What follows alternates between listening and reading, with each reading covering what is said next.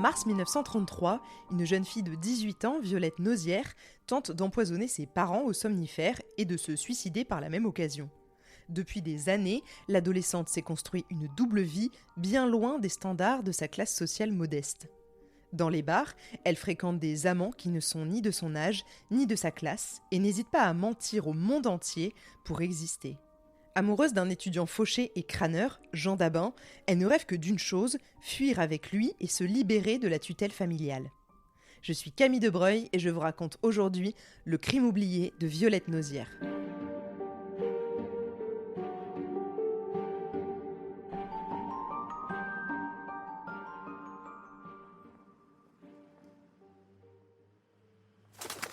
Entre mars et août 1933, Violette a changé d'avis. Elle ne veut plus disparaître, elle veut vivre. Son amour mordant pour Jean Dabin y est sûrement pour quelque chose. Et maintenant qu'elle a décidé de vivre, elle veut vivre en grand. Des rêves, elle en a plein la tête. À commencer par cet irrépressible besoin d'engranger l'argent qu'elle n'a jamais eu à disposition pour vivre la grande vie, la vie qu'elle mérite enfin. Et pour faire briller son quotidien et celui de son amant, Violette, qui n'est même pas majeure, compte sur l'argent de papa et maman. Elle n'est pas héritière, et elle n'est pas non plus fille de bourgeois, mais elle sait de sources sûres qu'ils ont quand même des économies en banque.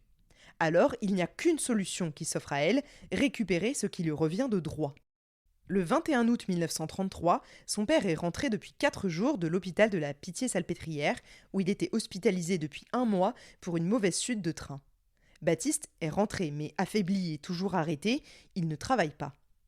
Violette se rend à nouveau dans une pharmacie pour se procurer cette fois pas 1, mais 3 tubes de Soménal, le même somnifère qu'elle avait acheté pour tenter d'empoisonner ses parents en mars dernier. Vous sentez le coup venir. Elle rédige une fausse ordonnance avec le cachet du docteur Déron, celui qui la suit depuis des années pour sa syphilis.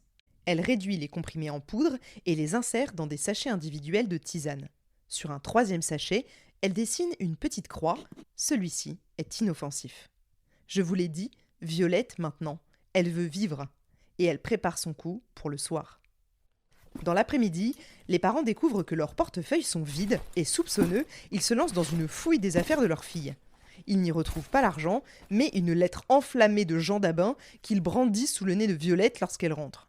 Évidemment, une nouvelle dispute éclate, mais comme ce n'est pas dans son intérêt de claquer la porte, Violette tente d'apaiser le climat électrique. L'argent, ce n'est pas elle.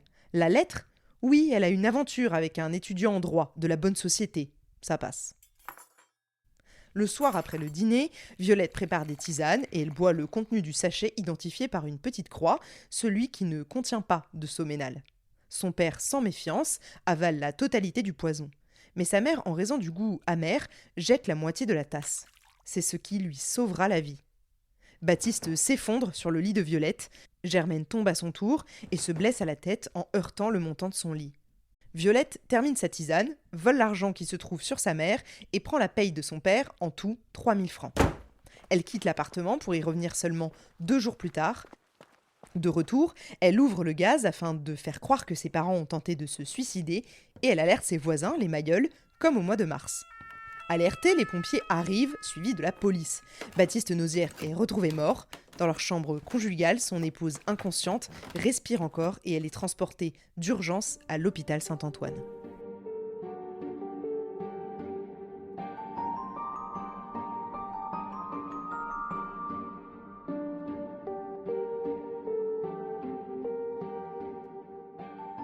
En 1933, les enquêtes commencent doucement, avec ce qu'on a à disposition. Et on ne cherche pas plus loin s'il y a des indices gros comme ça devant soi. Parfois ça ne suffit pas, mais dans l'affaire Violette Nozière, les indices pointent tous vers la fille, et très vite. D'abord, la première chose étrange, c'est qu'à l'époque, Madame Nozière tient un registre de comptes, comme beaucoup de femmes qui sont garantes de la bourse familiale, et qu'il n'y a aucune entrée depuis celle du 21 août.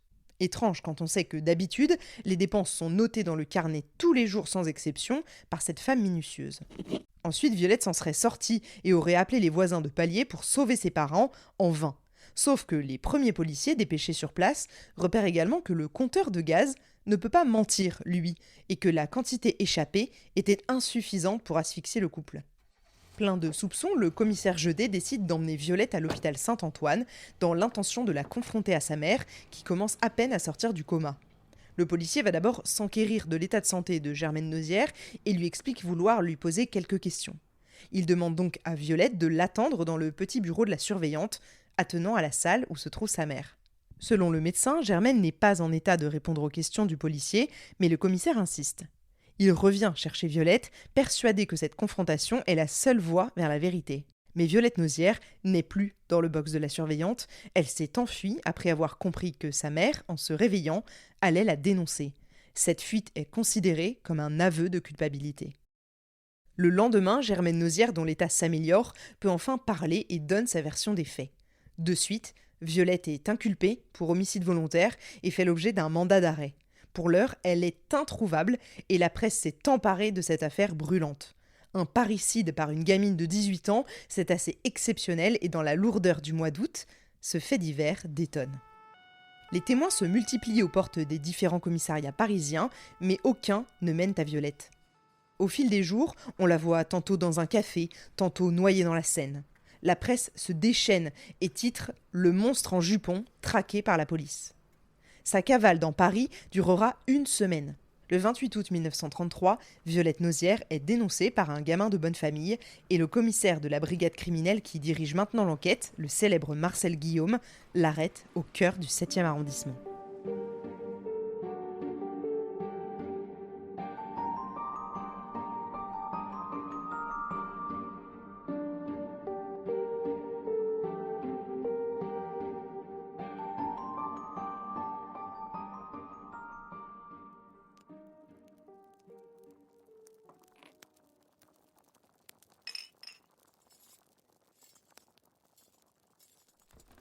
Entre-temps, le médecin légiste chargé de l'affaire a pratiqué une autopsie du corps de Baptiste Nozière. Le laboratoire de toxicologie de la préfecture de police analyse les sachets ayant contenu le poison retrouvé au domicile de la famille Nozière. L'empoisonnement par le soménal est confirmé. D'autre part, la victime présentait des lésions antérieures au crime et son état de santé fragilisé par sa chute du 14 juillet a facilité l'action toxique du poison.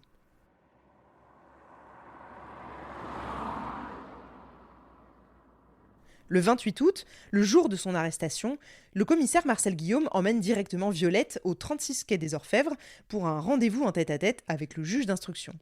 Lui n'est pas censé lui parler, mais elle lui glisse à l'oreille « Sa mort seule pouvait me délivrer de lui, c'est ainsi qu'est née peu à peu en moi l'idée de l'empoisonner. » Lorsqu'elle entre chez le juge d'instruction, Violette Nozière sait que ça ne sert à rien de nier les faits, ils sont trop gros.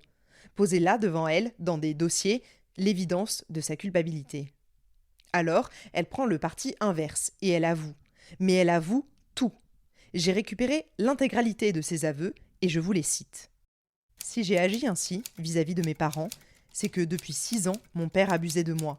Mon père, quand j'avais 12 ans, m'a d'abord embrassée sur la bouche, puis il m'a fait des attouchements avec les doigts, et enfin il m'a prise dans la chambre à coucher et en l'absence de ma mère. Ensuite, nous avons eu des relations dans une cabane du petit jardin que nous possédions près de la porte de Charenton, à intervalles variables mais environ une fois par semaine. Je n'ai rien dit à ma mère parce que mon père m'avait dit qu'il me tuerait et qu'il se tuerait aussi. Mais ma mère ne s'est jamais doutée de rien. Je n'ai jamais parlé des relations que j'avais avec mon père à aucun de mes amants ni à personne. Il y a 2 ans que j'ai commencé à détester mon père et 1 an que j'ai pensé à le faire disparaître. » Bam, ça sort d'un coup, un flot ininterrompu qui sidère le juge d'instruction.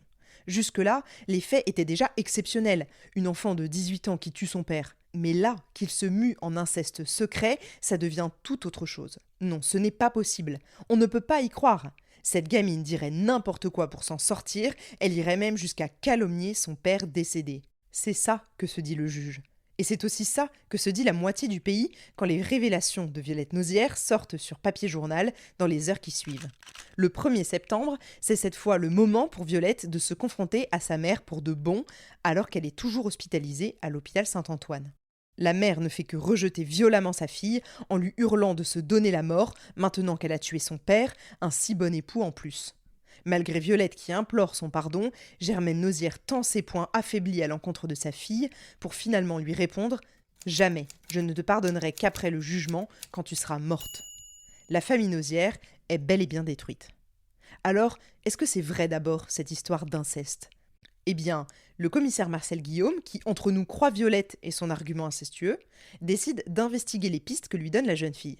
Elle indique notamment des gravures pornographiques et des chansons libertines ayant appartenu à son père qui se trouve dans l'appartement familial, et surtout un mouchoir souillé dont il se servait pour ne pas mettre sa fille enceinte, sans quoi son petit manège risquait d'être découvert.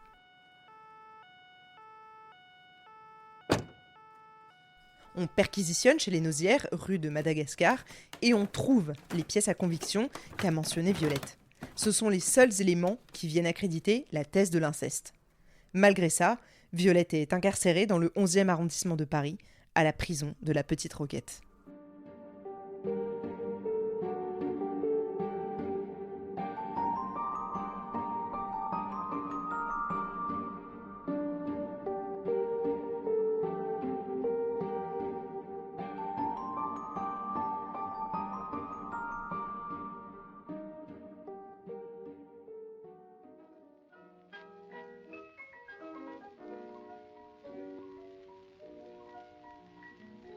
Cette affaire qui d'emblée implique une très jeune femme marque déjà les consciences collectives et l'emballement médiatique est incroyable.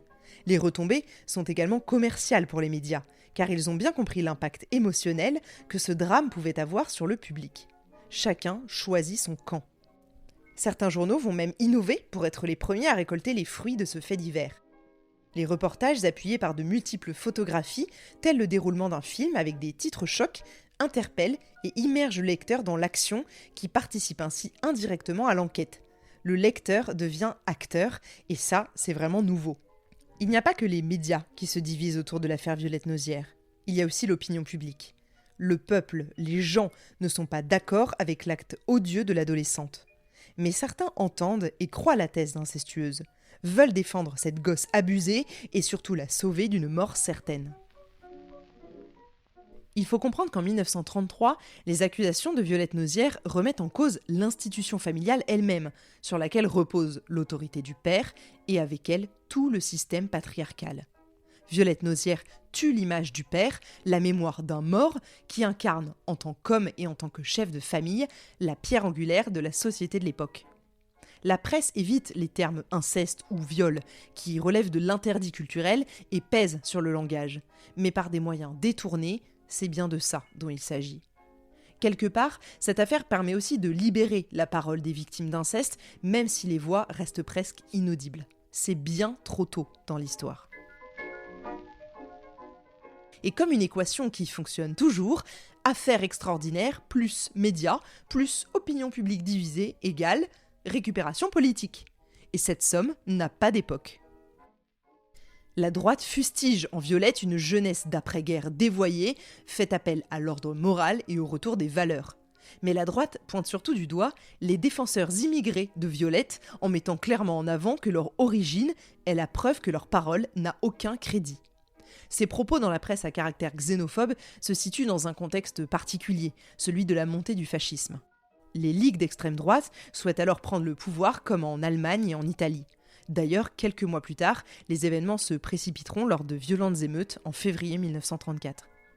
La gauche, quant à elle, soutient coûte que coûte Violette Nausière et fait même d'elle un symbole de la lutte contre la société et ses dérives. Ils accusent Jean Dabin, l'amant de Violette, un royaliste reconnu, camelot du roi, de l'avoir corrompu. La société se déchire autour du cas Nausière et comme souvent, ça inspire les artistes de l'époque. En 1933, écrire pouvait encore être une arme, et les écrivains s'engagent politiquement dans la lutte pour sauver la jeune Violette. Marcel Aimé notamment dira « En condamnant Violette Nausière sans vouloir entendre parler d'inceste, le tribunal s'est montré fidèle à l'une de ses plus chères traditions. Il a voulu affirmer le droit du père à disposer absolument de ses enfants, tout compris. Droit de vie et de mort, et droit de cuissage aussi. » Mais Louis-Ferdinand Céline, Louis Aragon, Paul Éluard et globalement tout le mouvement surréaliste se tiendra à ses côtés tout au long de l'enquête et du procès. Pour eux, c'est clair, Violette Nausière n'est rien d'autre qu'une victime extrême du patriarcat.